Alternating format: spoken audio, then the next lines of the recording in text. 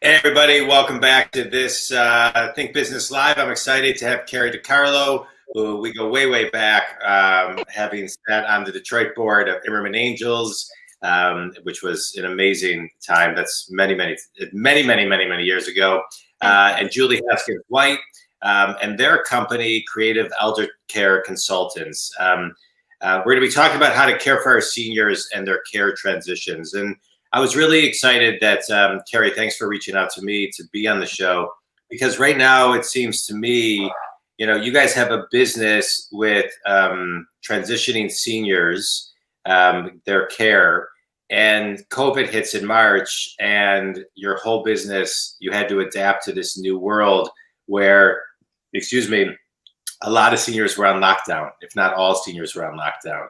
So I really want to start there. Let's go back to, March 13th ish. How did you guys begin to adapt your business in light of COVID?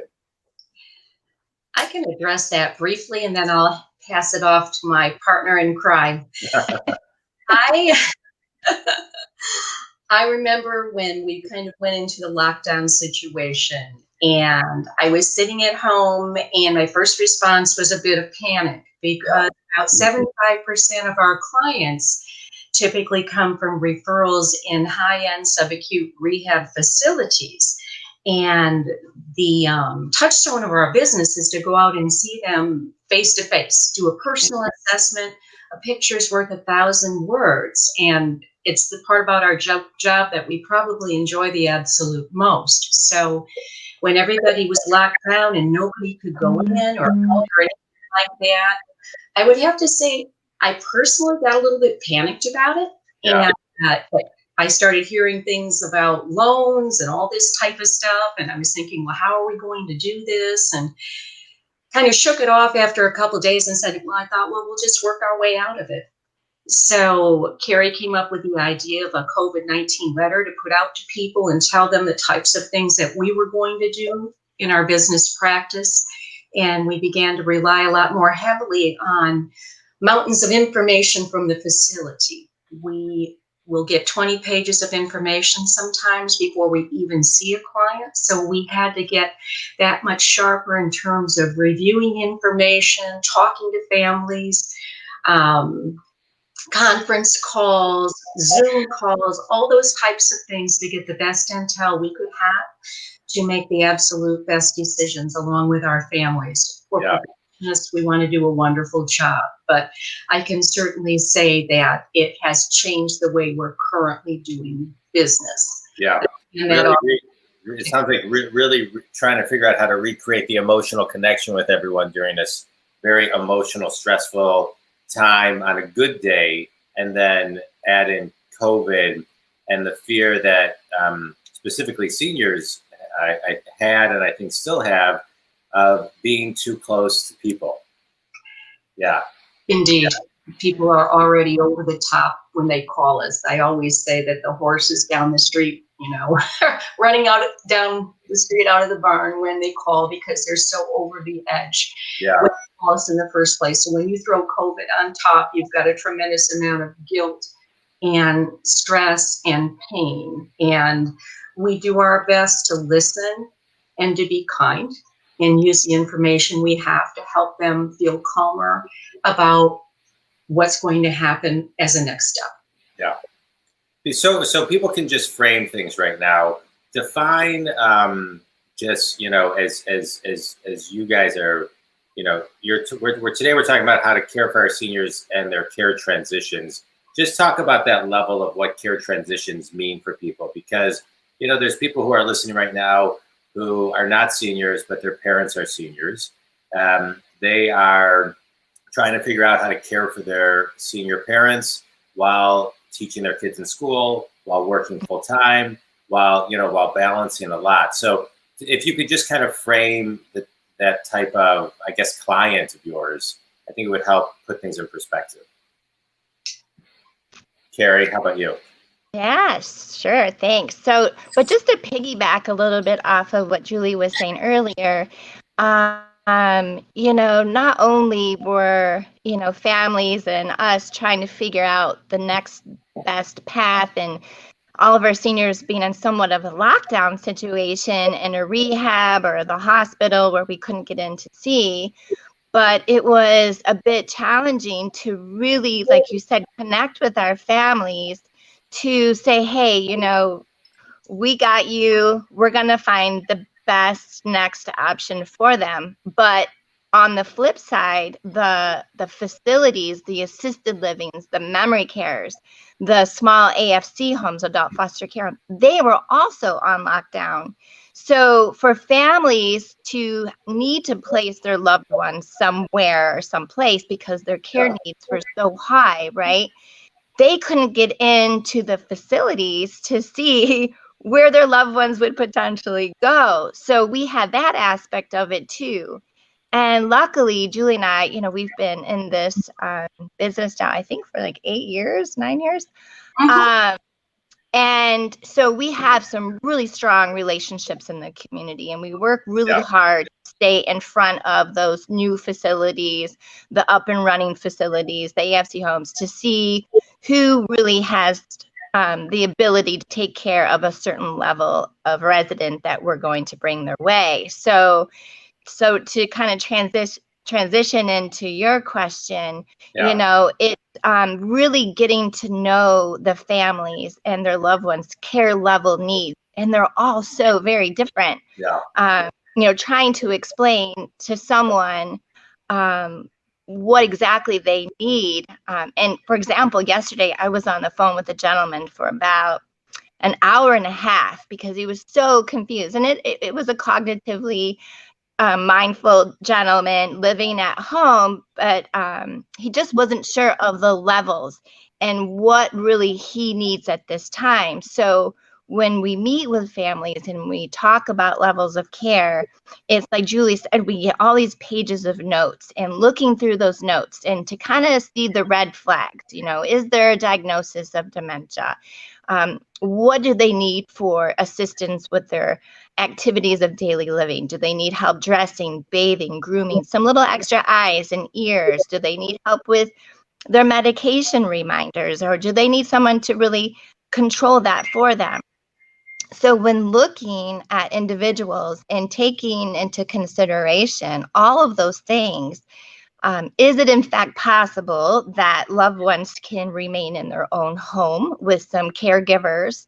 A typical, caregiver may come in the AM and again in the PM, just to kind of help with some day-to-day needs, maybe help getting up and getting dressed and just getting them going through their day. And then again at nighttime, right? They just may need a little bit of help of getting into their pajamas and washed up and tucked into bed.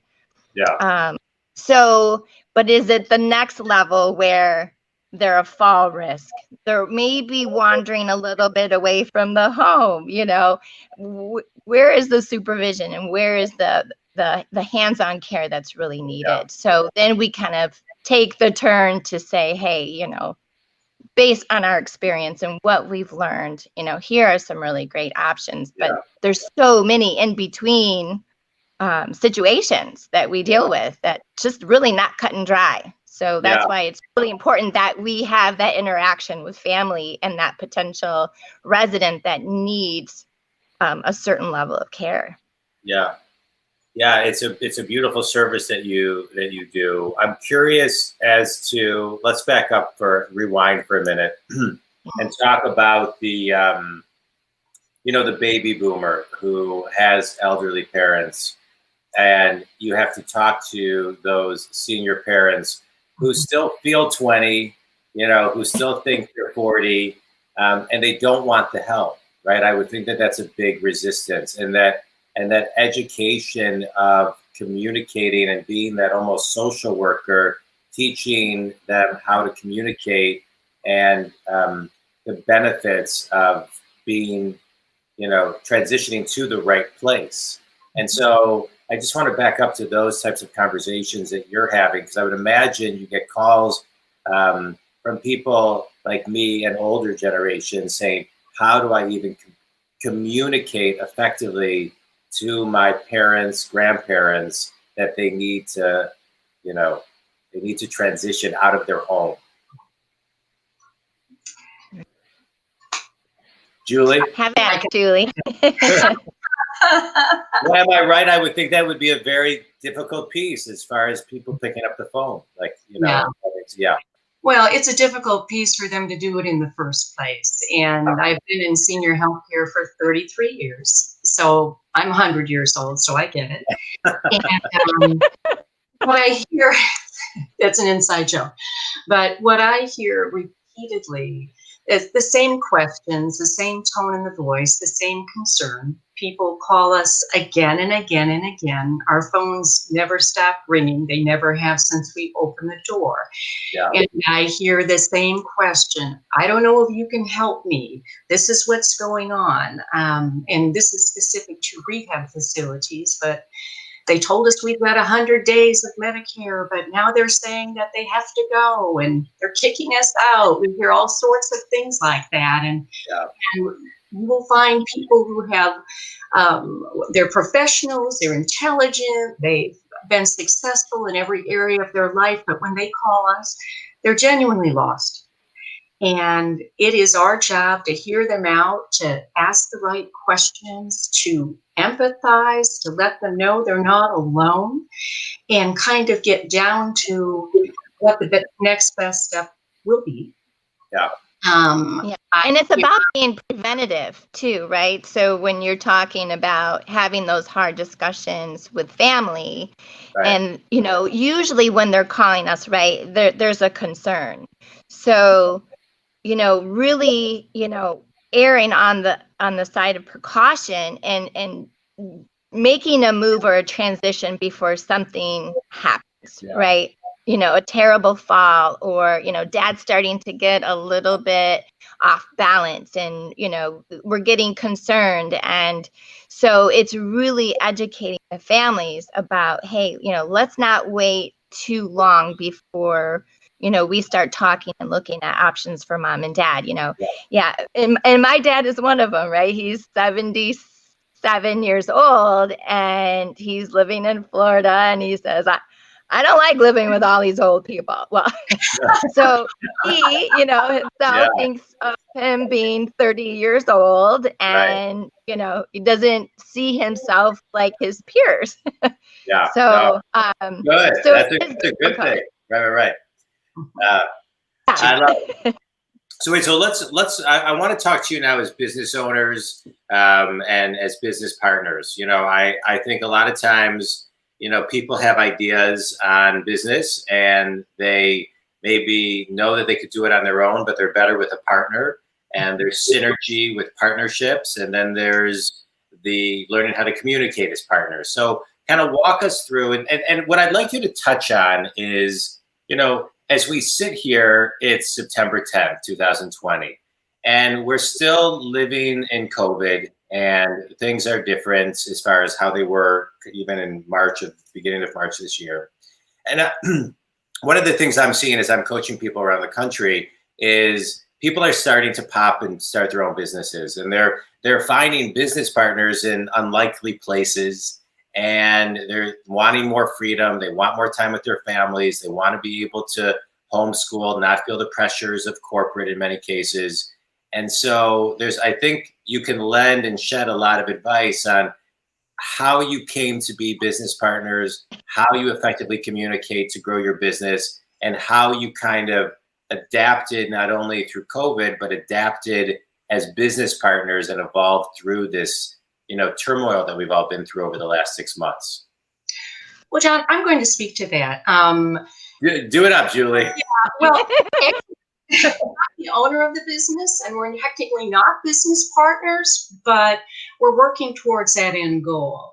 So I just wanted to be clear about that. But I couldn't have done this without Kari.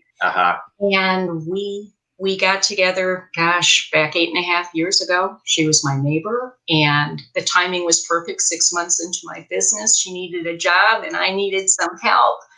And she came up the hill and hired her. Yeah. I think we have a very eclectic working relationship, and we're both very strong women, very passionate women, very compassionate, hopefully competent per the feedback of our clients. But I think that we work very, very hard to help each other, respect each other's differences, and work together because we so very much enjoy what we do and the kind of things that are we're able to do to help people. So she's personally, she's absolutely delightful to work with. Never had more fun in my life, and well, much time, you know, we have to pinch ourselves to keep from just laughing and realizing we're actually getting paid to do this. You know, I assumed you guys were business partners because of the passion that Kari, I mean, I know Kari for a long time, but I just kind of assumed that you guys were business partners for the way she even talks about the company, promotes the company, talked to me about the company. So I think it's great. I love seeing that level of passion and commitment for companies. You know, I'm a big fan that everybody, you know, the greatest leaders empower all of their people to think like a CEO and to have that level of ownership. And so I think, okay, so good. That's good to know. It was funny. It was so like Julie said, we were neighbors, right? So I had met you through the nonprofit sector, and so it just wasn't working for me at the time.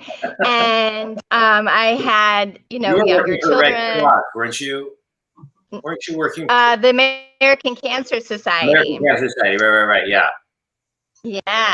Yeah, which was great, right? But, you know, I was a little unhappy and I wanted to really kind of go back to my social work roots. And so, you know, like Julie said, in the mornings we would get our kids on the bus and, you know, I'd walk up the hill with my coffee mug and my slippers on. And she said, look, you know, I really have this great idea. You know, hear me out. So, you know, she kind of started to explain and like, you know, I just quite don't get this, but I'm interested, you know, this sounds great. And, you know, sitting side by side of each other for months in her, we called it a girl cave in the basement, and, you know, came up with business models and ideas and how we really wanted to get ourselves out there because, you know, we both felt that we had a really great niche for people. And it was, you know, Julie had heard, you know, through a lot of her work in the healthcare field, you know, that people needed help. And so, you know, like I said, we sat side by side and we hit the road together. And this is kind of funny. I wanted to share this. What are you going to tell? So Julie is a terrible driver. Okay. So whenever we hit the road together, I took over. I drove her car. I've got drivers. I can take it. I take it. Yeah. So, and there were times that we just had to go down some dirt roads to get to the places that we needed to scope out, right, for future placement options and whatnot, and to meet people. And I probably purposely hit every pothole possible. So I think at that time, John, I think that's really where our friendship truly started. Yeah. And the love and the respect for each other, you know, it was just. I love it. But like Julie said, we you know, we bonded immediately. We had the best times. We still have the best times, even with COVID, right? You know, we were starting to do some more social distancing meetings together because it's so important for her and I to still have, you know, some face-to-face time. You know, during the summer, obviously it was nice. We hit the kayaks and went out on the lake and did some social distancing kayaking and talk business plans. You know, we had to be creative, but you know, certainly it was fun. And it's just so nice to be able to have that type of relationship with her. And it's just a testament to, you know, her and I relationship and how well we meet at the same page. You know, we're always bouncing ideas off of each other. And if we're kind of stuck, you know, we'll run scenarios by each other. And if we have some really difficult cases, it's just really nice knowing that we can rely on each other. Yeah, it's so important. It's been great. You know, the best ideas come from the previous ideas, and a team that can brainstorm and evolve is so important. Julie, I have a question for you. Yeah. Those are my dogs in the background. Right? It's like COVID style interviews, but women make up about 5% of the Fortune 500 CEOs. 2019 Fortune 500 list showed about 33 women CEOs, which is up from 24 the year prior. And so if you can kind of speak to that, to empower other women to, start their own businesses and step up as we continue to elevate and see positive change in more women in CEO roles and leadership roles. To me, you and many other women are paving the way for my daughter, who's 13, to be the CEO of any company that she wants to either start or be involved in. So can you just kind of talk to that and the things that maybe you've had to overcome that the women behind you can learn from? Well, I think probably one of the most challenging things is trying to start a business while you're a mom. Yeah. And juggling those balls in the air is quite a balancing act. But I do get engaged with youth and have done some work with DECA and those organizations. And my own daughter's at Western Michigan studying business as we speak, or so she says. She's a freshman, so who knows what she's really doing. Good luck to her. Right. Exactly. But it's really about following your dream.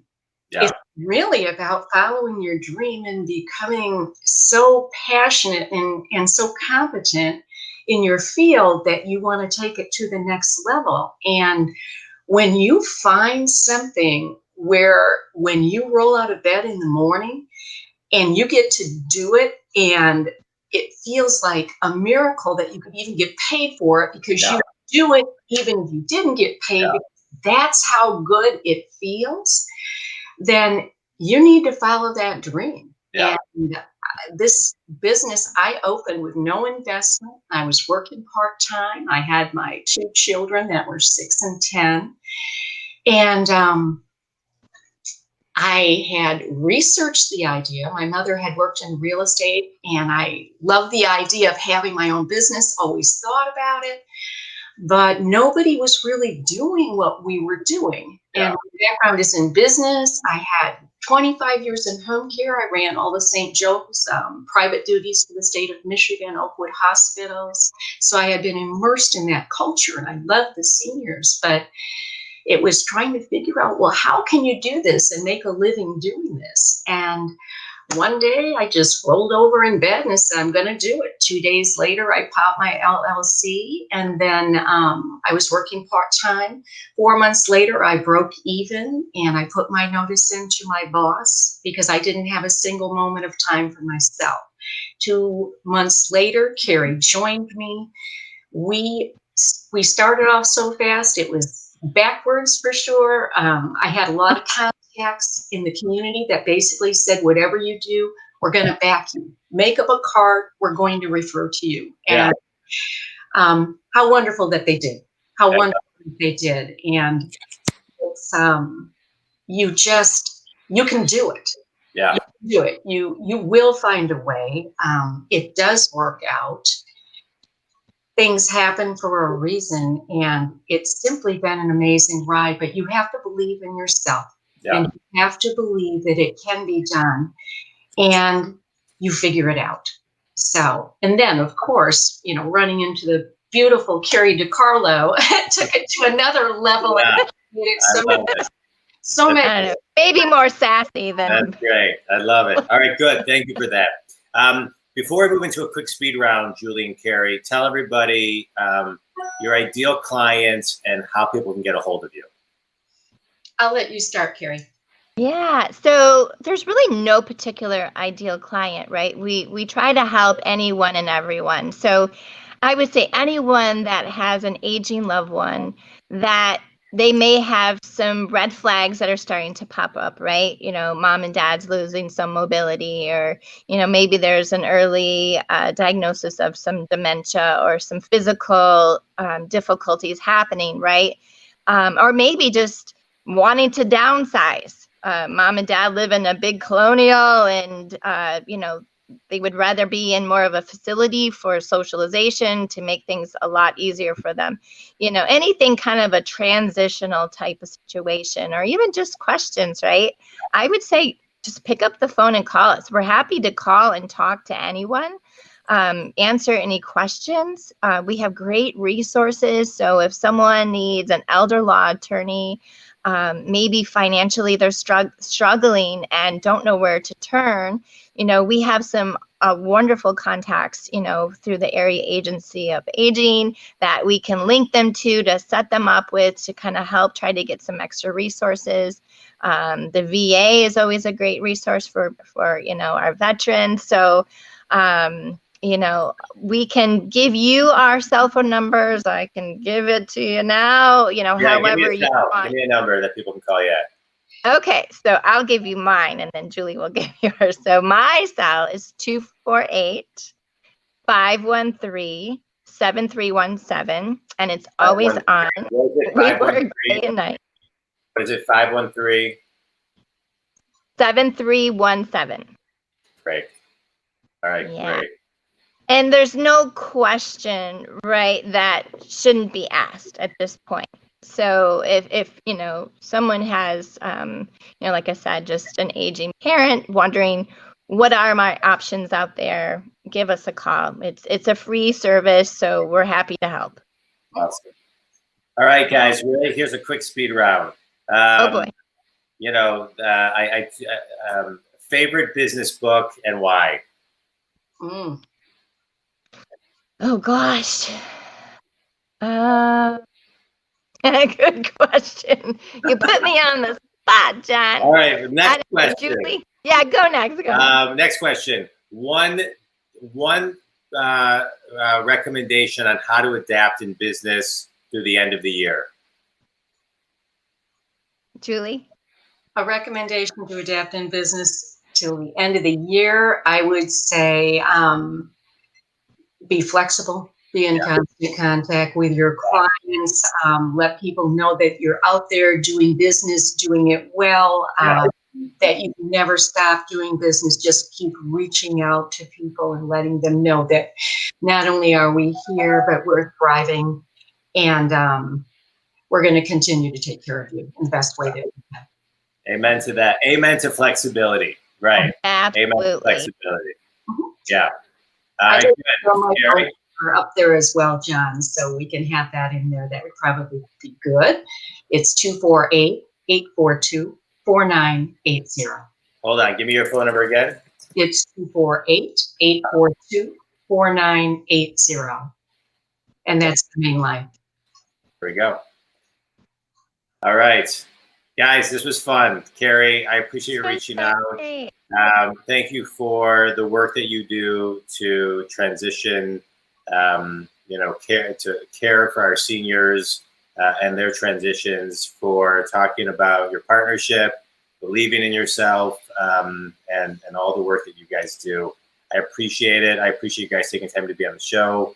And thank you so much, Kari.